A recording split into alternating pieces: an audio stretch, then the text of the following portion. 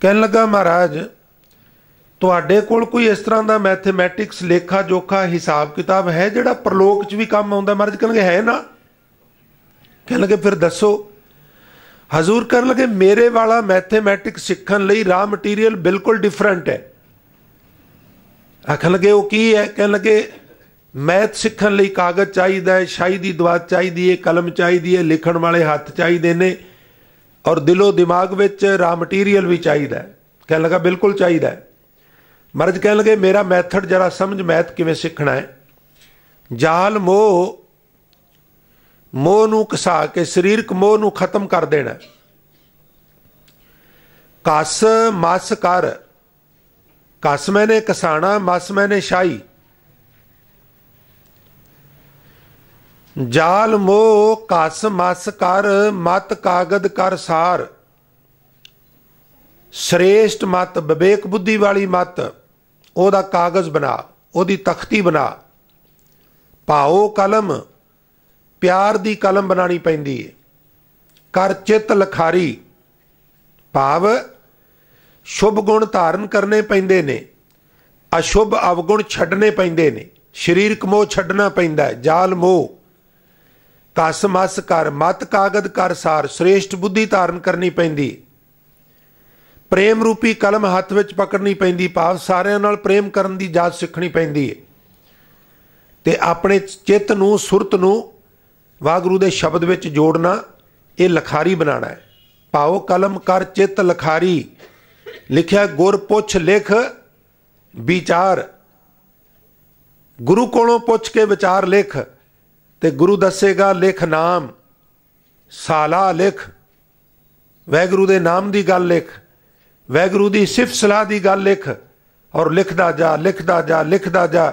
एक गल कदी ना भुलना, नाल ये लिखना लिख अंत ना पारावार। बाबा ये लेखा लिख जान, ये हिसाब ये मैथेमैटिक्स सिख लै। जिथे लेखा मंगी है तिथे होए सच्चा निशान। निशान मैंने राहदारी। जिथे लेखा पुछया जाता है उथे इस तरह का मैथेमैटिक्स तेरी राहदारी बन जाएगा, तेनू छुड़ा लेगा। भाव गुरु तो पुछ के, एक तो हुंदा भी जो मन ने कहा फौरन कर दिता, उहदे विच खुनामी हुंदी है, गुस्ताखियां हुंदियां। जदों मन कुछ करन लई कहे एक वेरा उहनूं जरूर रोको, फिर उहदी विचार नूं गुरमत नाल कंपैरिजन करो। जो मन कह रहा गुरमत अनुसार कह रहा है कि गुरमत के उल्ट कह रहा है। जे उल्ट कह रहा है तो मन नाल कुड़ो, मन नाल संघर्ष करो भी मैं तेनू ये नहीं करन देना। यह है गुर पुछ लिख विचार। यह है गुरु तो पुछ के चलना ते कहना जो गुर कहे सोई भल मानो। हर हर कथा निराली, गुरसिख मीत चलो गुर चाली। हुण सच्चे पातशाह बख्शिश कर रहे ने, नानक पूछ चलो गुर अपने, जै प्रभ तै ही जाइए। मैं अपने गुरु तो पुछ के चलांगा। मेरा गुरु जदों मेरा मार्गदर्शन करेगा तो मैनू निरंकार दे दरबार तक लै जाएगा। किस तरह गल समझण लई एक छोटा जिहा बचन गुरबाणी चों आप जी दी नज़र करा। भगत कबीर साहब महाराज कहंदे ने, बाप दिलासा मेरो कीना। केड़ा बाप? एक पिता एकस के हम बारक। अकाल पुरख रूपी बाप।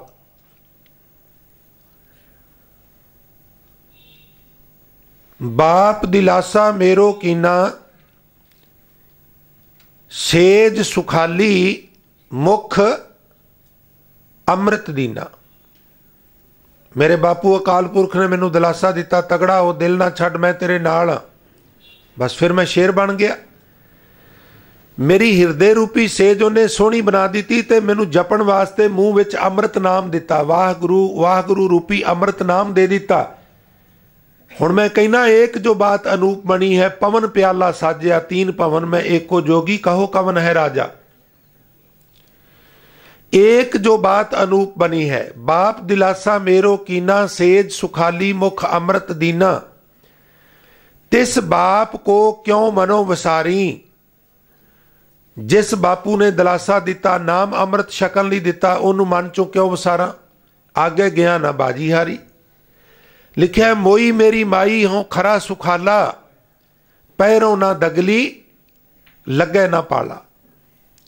मेरी मां मेरी माया रूपी मां मर गई है, हुण मैनू शरीर रूपी दगली नहीं पानी पैगी, दोबारा जन्म मरण के गेड़ च नहीं पैना पैगा, मैं जींदे जी जन्म मरण का गेड़ मुका लिया। पैरों ना दगली लगे ना पाला। फिर लिखा बल तिस बापै जिन हों जाया, पंचां ते मेरा संग चुकाया, पंच मार पावां तल दीने, हर सिमरत मेरा मन तन पीने। पिता हमारो बड गोसाई, तिस पिता पै हो क्यों कर जाई। मैनू कोई पूछे बई कबीर तू ते बड़ा गरीबड़ा जिहा जुलाहा है, परमात्मा दा ते अत ऊंचा तांका दरबारा, अंत नहीं किछ, तू उत्थे किवें पहुंच गया। ते फिर मैं लोगों नू दसना वा भी सतगुर मिले तां मार्ग दिखाया, जगत पिता मेरा मन भाया। मैनू पूरा गुरु मिलिया, उन्हें मैनू रस्ता दसिया, मैं उन्होंने फॉलो कर लिया, अमल कर लिया। सतगुर मिले तां मार्ग दिखाया, जगत पिता मेरा मन भाया। ते मैं काम क्रोध लोभ मोह अहंकार दे स्पीड ब्रेकर लंघ गया, आसा तृष्णा दियां घाटियां पार कर गया। फिर मैं आनंदगढ़ रियासत विच प्रवेश हो गया, मैं बेगमपुरा शहर भी लभ लिया। उहदे विचों मैनू खुशी उदों ही जदों मैं महबूब दा चबारा लभ के ते ज्ञान खंड, धर्म खंड, शर्म खंड ते कर्म खंड दी पौड़ी दे उत्ते चढ़ के दरवाजा थपथपाया ते दरवाजा खुलिया ते मेरे मुंहों निकल गया, अब तो जाए चढ़े सिंहासन, मिला है सारंग पानी, राम कबीरा एक पै है कोई ना सकै पछाणी। सतगुर मिले ता मार्ग दिखाया, जगत पिता मेरा मन पाया। मैं चढ़ के जाके आसन ते बापू दी झोली विच बह गया। मैं पिता दा हथ अपने हत्थां 'च फड़ लिया ते मैं कह दिता, हों पूत तेरा तू बाप मेरा, एक है ठाहर दुहा बसेरा, कहो कबीर जन एको बूझिया, गुर प्रसाद मैं सब किछ सूझिया। गुरु दी कृपा नाल सब कुछ सुझदा है। अपनी अकल और अपने बल दे बूते ते ये रूहानीयत खेत्र विच मनुख कुछ प्राप्ति नहीं कर सकता। जिस तरह गुरमुखो कोई व्यक्ति अपने वजन के बराबर का भार चुकण विच समर्थ होवे, अपने वजन तो डबल भार चुकण दे समर्थ भी होवे ना, उन्होंने कहिए भी अपने बूट दे लैस, अपने बूट दे तस्मे पकड़ के अपने आप नू जमीन तो ऊपर उठा, ते दुनिया विच एक भी इस तरह का इंसान नहीं जिहड़ा ऐसा कर सके। जिस तरह अपने बूट दे तस्मे पकड़ के अपने आप नू जमीन तो उठाना नामुमकिन है, इस तरह बिना गुरु दे मार्गदर्शन तो निरंकार तक पहुंचना भी नामुमकिन है। बिन सतगुर किने ना पायो, बिन सतगुर किने ना पाया। सतगुर विच आप रखियो कर प्रगट आख सुनाया। के आख सुनाया? सतगुर जेवड़ दाता को नहीं सब सुनियो लोक सबाया। सारी दुनिया ध्यान नाल सुन लो भी सतगुरु वर्गा कोई दाता नहीं, ते सतगुरु तो बिना बात नहीं बनती। इस वास्ते हजूर कहते नानक पूछ चलो गुर अपने। अज की तरीक च गुरु नूं पुछना होवे ते तरीका की है? गुरबाणी का पाठ करना, गुरबाणी नूं समझना और फिर गुरबाणी नूं फॉलो करना। यह है गुरु नूं पुछना। तो गुरुसवारी साध संगत, क्योंकि असी दो दो पदे लै रहे हैं, अगले पदे की भी रहिंदे कुछ मिनटां च आप जी दे चरनां च विचार रूपी बेनती करदे हां जी। असुन आओ पिरा सा तन झूर मोई। साउण दा महीना त्राड़ के जदों खत्म हुंदे ना गुरमुखो, फिर असू दा महीना शुरू हुंदा ते असी कुछ राहत महसूस करने। सच्चाई है, राहत क्यों महसूस करने? भी गर्मी हुण कुछ घटेगी। और जिहड़े रसीए ने वो इस रुत नूं फिर ज़्यादा वधिया समझते ने। उदाहरण फरशी ने गल अरशी है। जिस तरह दुनियावी पक्षों ये रुत मिलाप का कारण बनती है, मिलन का चित करता है, इसे तरह इस रुत विच जग्यासू का भी परमात्मा नूं मिलण वास्ते मन उछाला मारदा है। मैं कल परसों भी बेनती की सी ਵੀ ਜਿਨ੍ਹਾਂ ਅਸਥਾਨਾਂ ਤੇ ਨਾਮ ਬਾਣੀ ਦੇ ਅਭਿਆਸ ਲਈ ਕੁਝ ਸਮੇਂ ਨਿਸ਼ਚਿਤ ਕੀਤੇ ਨੇ, ਔਰ ਤੁਸੀਂ ਸਰਵੇ ਕਰ ਲਓ ਸਾਰੇ ਅਸਥਾਨਾਂ ਦੇ, ਉਹਨਾਂ ਨੇ ਮਿੱਠੀਆਂ ਰੁੱਤਾਂ ਚੁਣੀਆਂ ਆਈਆਂ, ਨਾ ਕੜਾਕੇ ਦੀ ਸਰਦੀ ਤੇ ਨਾ ਕੜਾਕੇ ਦੀ ਗਰਮੀ। ਮਿੱਠੀ ਰੁੱਤ ਨਾਮ ਬਾਣੀ ਦੇ ਅਭਿਆਸ ਵਿੱਚ ਥੋੜੀ ਸਹਾਇਤਾ ਹੋ ਜਾਏ। ਬਿਲਕੁਲ ਉਸੇ ਤਰਜ ਵਿੱਚ ਮਹਾਰਾਜ ਗੱਲ ਕਰ ਰਹੇ ਨੇ, ਜਾਂ ਇੰਜ ਕਹਿ ਲਓ ਵੀ ਇਹਨਾਂ ਸੱਜਣਾ ਨੇ ਗੁਰਬਾਣੀ ਤੋਂ ਹੀ ਆਪਣਾ ਮਾਰਗਦਰਸ਼ਨ ਕਰਵਾਇਆ ਹੁੰਦਾ। ਅਸੁਨ ਆਓ ਪੀਰਾ, ਫਿਰ ਜਿਗਿਆਸੂ ਜੀਵ ਇਸਤਰੀ ਵੀ ਕਹਿੰਦੀ ਹੈ ਅਕਾਲ ਪੁਰਖ ਵੈਗਰੂ ਆਓ ਮੇਰੀ ਹਿਰਦੇ ਸੇਜਾ ਦੇ ਉੱਤੇ ਚੌਂਕੜਾ ਮਾਰੋ। ਸਾ ਧਨ ਝੂਰ ਮੂਈ, ਧਨ ਮੈਨੇ ਇਸਤਰੀ, ਝੂਰ ਮੈਨੇ ਝੁਰਦੀ ਏ ਤੇ ਮੋਈ ਮੈਨੇ ਆਤਮਕ ਮੌਤੇ ਮਰਦੀ ਏ। ਜਿਸ ਤਰ੍ਹਾਂ ਦੁਨਿਆਵੀ ਪੱਖੋਂ ਉਹ ਬੀਬਾ ਇਸ ਮਿੱਠੀ ਰੁੱਤ ਵਿੱਚ ਪਤੀ ਤੋਂ ਵਿਛੜੀ ਲੁੜਚਦੀ ਏ, ਜਿਵੇਂ ਕਿਸੇ ਮੱਛੀ ਨੂੰ ਪਾਣੀ ਚੋਂ ਬਾਹਰ ਕੱਢ ਕੇ ਰੱਖਦੀ ਏ ਤੇ ਉਹ ਤੜਫਦੀ ਏ, ਇਸ ਤਰ੍ਹਾਂ ਇਸ ਮਿੱਠੀ ਰੁੱਤ ਵਿੱਚ ਜਿਹੜੀ ਜਿਗਿਆਸੂ ਇਸਤਰੀ ਨੂੰ ਇਹ ਅਹਿਸਾਸ ਹੁੰਦਾ ਹੈ ਵੀ ਪ੍ਰਮਾਤਮਾ ਨਾਲੋਂ ਮੇਰਾ ਨਾਤਾ ਟੁੱਟ ਗਿਆ, ਸੰਪਰਕ ਟੁੱਟ ਗਿਆ ਹੈ, ਉਹ ਫਿਰ ਲੁੜਚਦੀ ਏ ਤੇ ਅਰਦਾਸ ਕਰਦੀ ਏ, ਪ੍ਰਮਾਤਮਾ ਮੈਂ ਆਤਮਕ ਮੌਤੇ ਮਰ ਰਹੀ ਹਾਂ, ਮੈਨੂੰ ਚੇਤਾ ਆਵੋ ਤਾਂ ਕਿ ਮੈਂ ਮੌਤ ਵਿੱਚੋਂ ਜੀਵਨ ਵਾਲੇ ਪਾਸੇ ਪੰਧ ਸ਼ੁਰੂ ਕਰ ਸਕਾਂ, ਕਿਉਂਕਿ ਆਖਾਂ ਜੀਵਾਂ ਵਿਸਰੈ ਮਰ ਜਾਉ।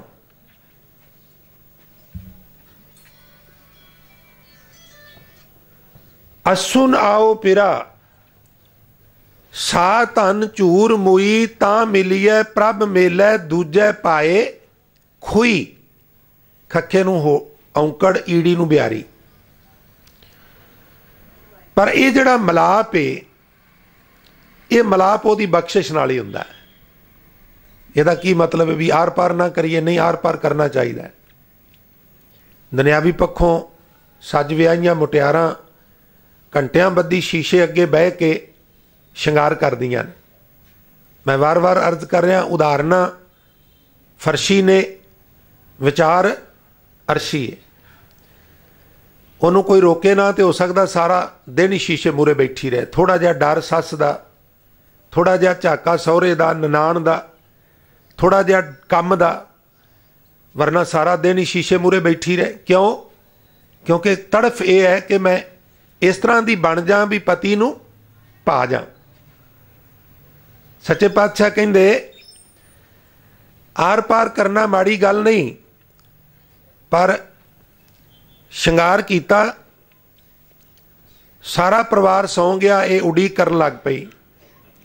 ਉਡੀਕ ਕਰਦੀ ਰਹੀ ਕਰਦੀ ਰਹੀ ਕਰਦੀ ਰਹੀ, ਔਰ ਇੱਕ ਸਟੇਜ ਤੇ ਆ ਕੇ ਨੀਂਦ ਆ ਗਈ, ਉੱਥੇ ਹੀ ਟੇਢੀ ਹੋ ਕੇ ਡਿੱਗ ਪਈ। ਪਤਾ ਨਹੀਂ ਪਤੀ ਕਦੋਂ ਆਇਆ, ਕਦੋਂ ਨੇ ਚੰਗੇਰ ਚੋਂ 2 ਰੋਟੀਆਂ ਚੁੱਕੀਆਂ, ਖਾਧੀਆਂ ਤੇ ਸੌਂ ਗਿਆ ਵੀ ਇਹਨੂੰ ਹੁਣ ਕੀ ਡਿਸਟਰਬ ਕਰਨਾ ਹੈ। ਰਾਤ ਨੂੰ ਫੁਲੈਲ ਵੀ ਲਾਇਆ ਸੀ, ਇਤਰ ਵੀ ਲਾਇਆ ਸੀ, ਪਤੀ ਨੂੰ ਪਾ ਜਾ।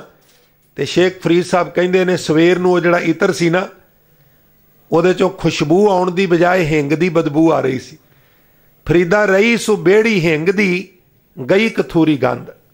ਕਸਤੂਰੀ ਦੀ ਸੁਗੰਧੀ ਚਲੀ ਗਈ, ਹਿੰਗ ਦੀ ਬਦਬੂ ਆਉਣੀ ਸ਼ੁਰੂ ਹੋ ਗਈ। ਇਹ ਹੈ ਵੀ ਕਈ ਵਾਰਾਂ ਇਸ ਤਰ੍ਹਾਂ ਦੀ ਗੱਲ ਬਣੀ ਵਿੱਚ ਵੀ ਜੇ ਉਹਨੂੰ ਨਾ ਪਾਵੇ ਤੇ ਇਸਤਰੀ ਪ੍ਰਵਾਨ ਨਹੀਂ ਚੜ੍ਹਦੀ। ਜਿਨ੍ਹਾਂ ਨੂੰ ਸਮਝ ਆਈ ਉਹਨਾਂ ਨੇ ਫਿਰ ਆਖਿਆ ਵੀ ਆਪੇ ਸਾਜੇ, ਆਪੇ ਰੰਗੇ, ਆਪੇ ਨਦਰ ਕਰੇ, ਨਾਨਕ ਕਾਮਣ ਕੰਤੈ ਭਾਵੇ, ਆਪੇ ਹੀ ਰਾਵੇ। ਸ਼ਿੰਗਾਰ ਦਾ ਵੀ ਤੂੰ ਮਾਨ ਨਾ ਕਰ। ਸ਼ਿੰਗਾਰ ਕੀ ਹੈ? ਮੇਰੇ ਕੇਸ ਨੇ, ਕੇਸਾਂ 'ਚ ਕੰਘਾ ਹੈ, ਸਰਬਲੋ ਦਾ ਕੜਾ ਹੈ, ਰੇਬਦਾਰ ਕਸ਼ਹਿਰਾ ਹੈ, ਗਾਤਰੇ 'ਚ ਕਿਰਪਾਨ ਹੈ। ਇਹ ਧਾਰਮਿਕ ਜਿਗਿਆਸੂ ਇਸਤਰੀ ਦਾ ਸ਼ਿੰਗਾਰ ਹੈ। ਔਰ ਪਤੀ ਸਾਡਾ ਪਰਮੇਸ਼ਰ ਹੈ, ਕਿਉਂਕਿ ਇਸ ਜੱਗ ਮੈਂ ਪੁਰਖ ਏਕ ਹੈ, ਹੋਰ ਸਗਲੀ ਨਾਰ ਸਬਾਈ। ਕਦੀ ਕਦੀ ਸ਼ਿੰਗਾਰ ਕੀਤੀ ਕਰਾਈ ਰਹਿ ਜਾਂਦੀ ਏ, ਕਦੀ ਕਦੀ ਜਾਗਦੇ ਰਹਿ ਜਾਂਦੇ ਨੇ ਤੇ ਸੁੱਤੇ ਲੁੱਟ ਲੈਂਦੇ ਨੇ। ਸੱਚੇ ਪਾਤਸ਼ਾਹ ਕਹਿੰਦੇ ਇੱਕ ਥਾਂ ਤੇ ਅੰਮ੍ਰਿਤ ਬਾਣੀ ਵਿੱਚ,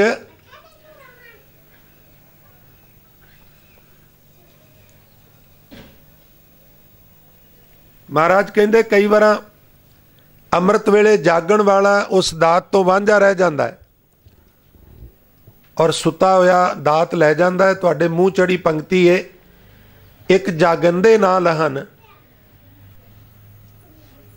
ਇੱਕ ਨਾ ਸੁੱਤਿਆਂ ਦੇ ਉਠਾਲ। ਮੌਰਲੇ ਦੇ ਚੋਏ ਇਹ ਵੀ ਈਗੋ ਨਹੀਂ, ਅਹੰਕਾਰ ਨਹੀਂ, ਸ਼ਿੰਗਾਰ ਦਾ ਵੀ ਨਹੀਂ, ਕਿਸੇ ਹੋਰ ਐਕਟੀਵਿਟੀ ਦਾ ਵੀ ਨਹੀਂ। तां मिलिए प्रभ मेले दूजे भाए खुई। प्रभु आप किरपा करे तो जीव इस्त्री का मिलाप हुंदा है, अदरवाइज मिलाप नहीं हुंदा। इस वास्ते उहदे तरस दे पात्र बनने वास्ते अरदास करते रहना चाहिए। ते जे किते अरदास नूं छड्ड के दूजे पाए, परमात्मा नूं छड्ड के होर होर चीज़ां विच मोह पै जाए, फिर मनुख लुटिया जाता है। दूजे पाए दे अर्थ हरेक वो जानदार ते बेजान वस्तु जिहदे मोह विच पै के सानू जीवन का प्रयोजन भुल जाए।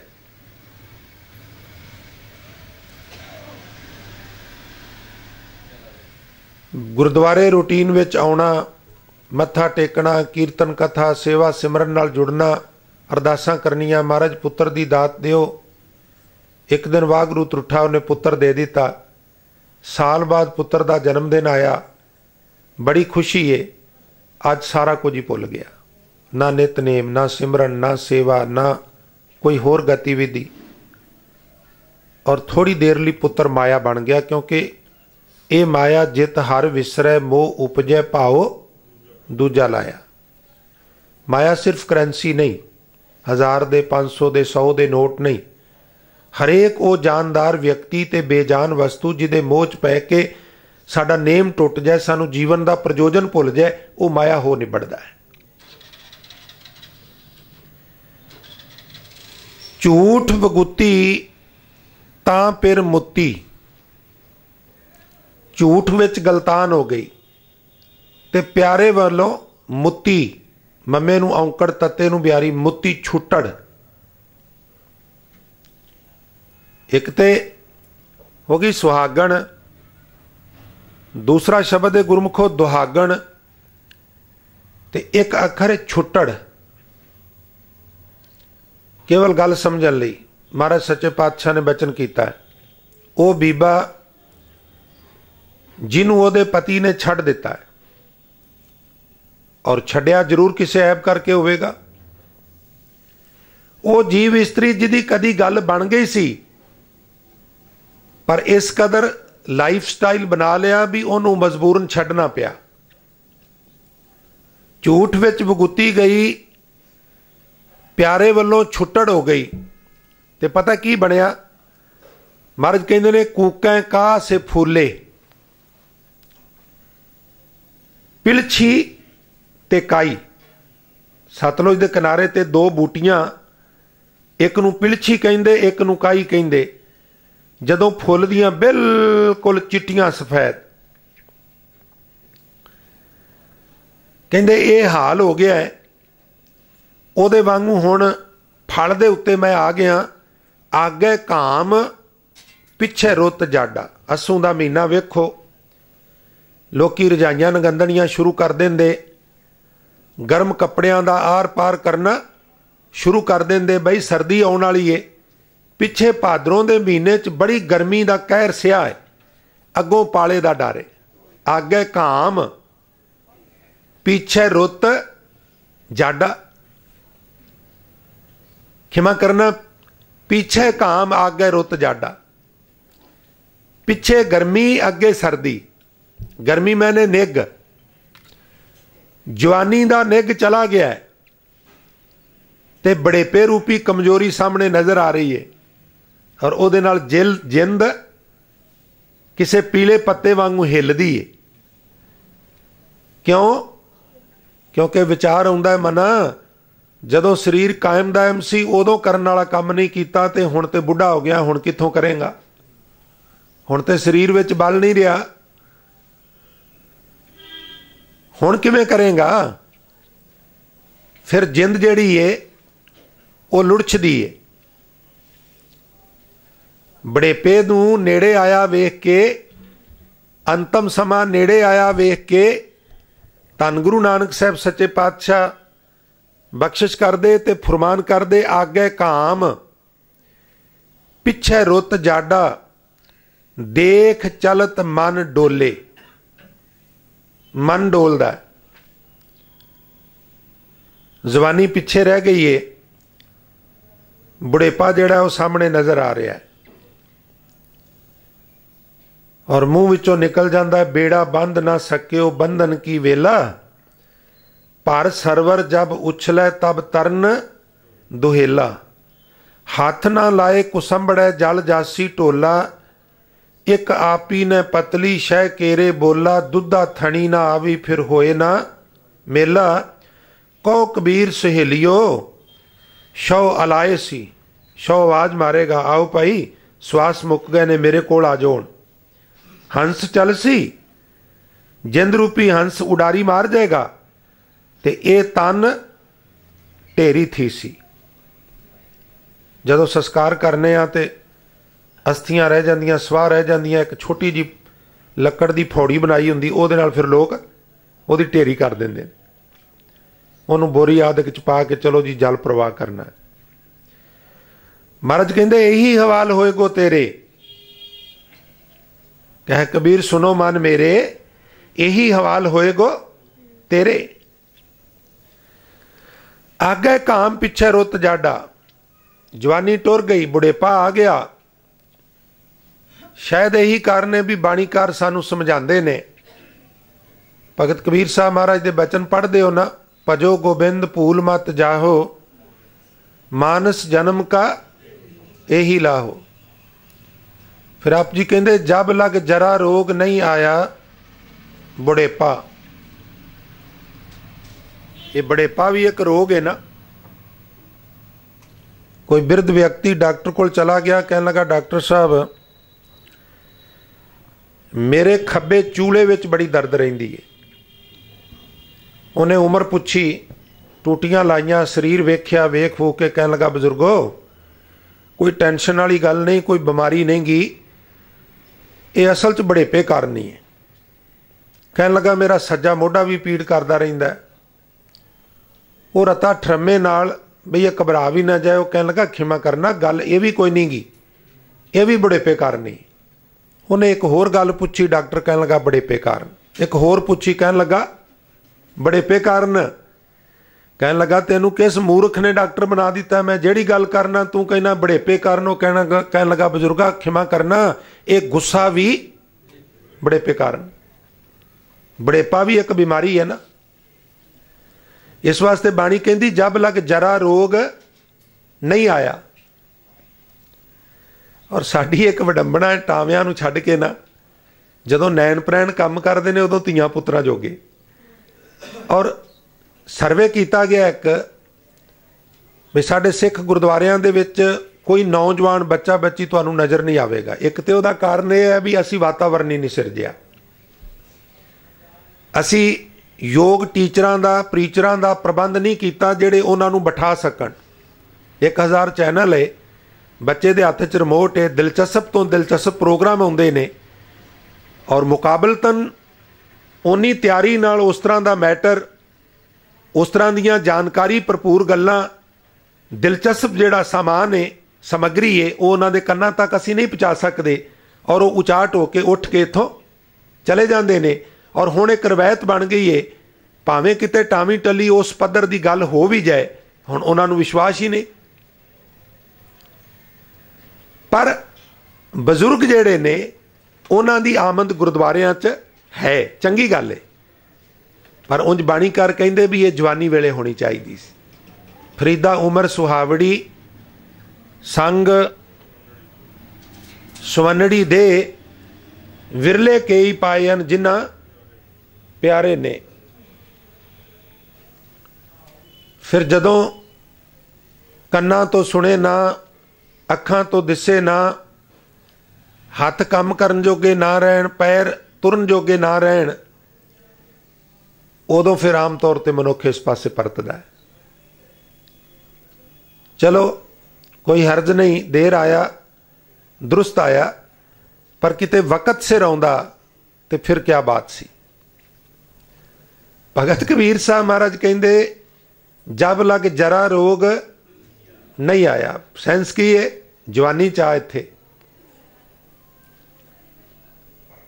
हालांकि जवानी चली जाए तो आउंदी तो कोई नहीं परत के, पर फिर भी कुछ लोग यतन करते ने आ जदों अवस्था कुछ उतां हो जाए तो कई जवान बने रहन वास्ते साध संगत फिर मूँह काला क्षमा करना दाढ़ी काली कर लेंदे ने ते दाढ़ी काली कर भी लईए तो चेहरे दियां जिहड़ियां झुरड़ियां ने वो दस दिंदियां ने भी उम्र काफ़ी हो गई है। वो भी एक सर्जरी अजकल आ गई है, वो भी खत्म कर देंदे ने, तोर दस देंदी है, बोल दस देंदे ने। मकई दे खेतां विच बुढ़ा हाकरा मारे ना बुढ़ा बंदा कां कोई नहीं जे उड्डदे, आवाज़ पछाण जांदे ने, इहदे तो की सरना है। तो सियाणा सी कहन लगा बापू पीपा खड़काई हाक ना मारी, एक करा तू हाक मारी कावां ने चांबल जाना, उन्हें पता लग जाना भी बजुर्ग है। इत्थे जाके सब कुछ तान मुक जांदा है। सच्चे पातशाह कहंदे भी इस बड़ेपे नूं जिन्ना मर्जी त्याग, जे जर वाणा जर हरै जर वेस करेंदी आईए। बड़ेपे नूं जिन्ना मर्जी त्यागीए वो वेस बदल बदल के शरीर ते आ जांदी, टलदी नहीं गी, क्योंकि उहदा समा आ गया।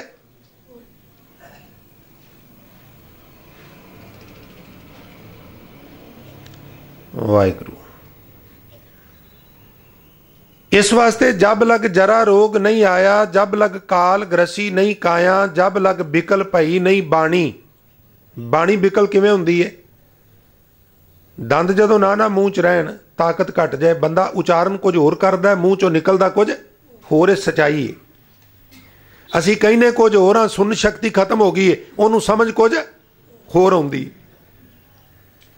जब लग बिकल भई नहीं बाणी, हजूर कहंदे ने भज लै रे मन सारंग पानी, भज लै रे मन सारंग पानी।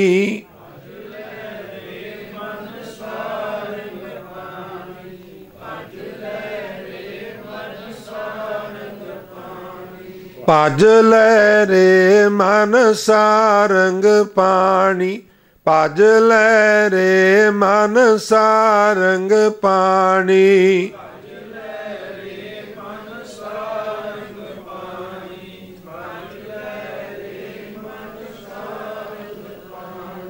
अब ना भजस भजस कब पाई, अब ना भजस भजस कब पाई।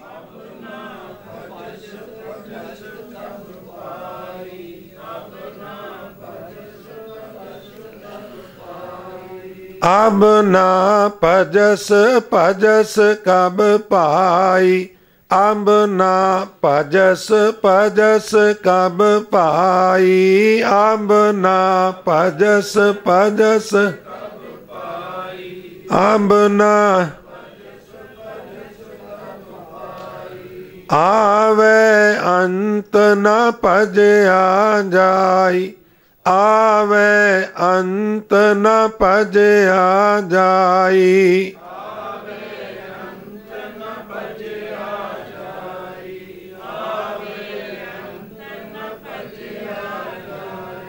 आवे अंत न भजया जाई, आवे अंत न भजया जाई। आवे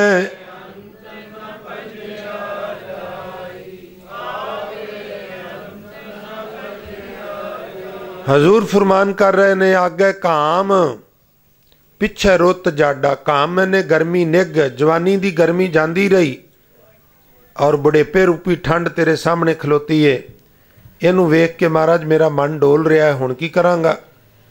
दह दिस साख हरी हरियावल, पर चार चफेरे जिहड़े हरे भरे जंगल ने उन्हां नूं वेख के मेरे अंदर आस दी किरण पैदा भी हुंदी है। दह दिस शाख हरी हरियावल, सहज पक्का सो मीठा।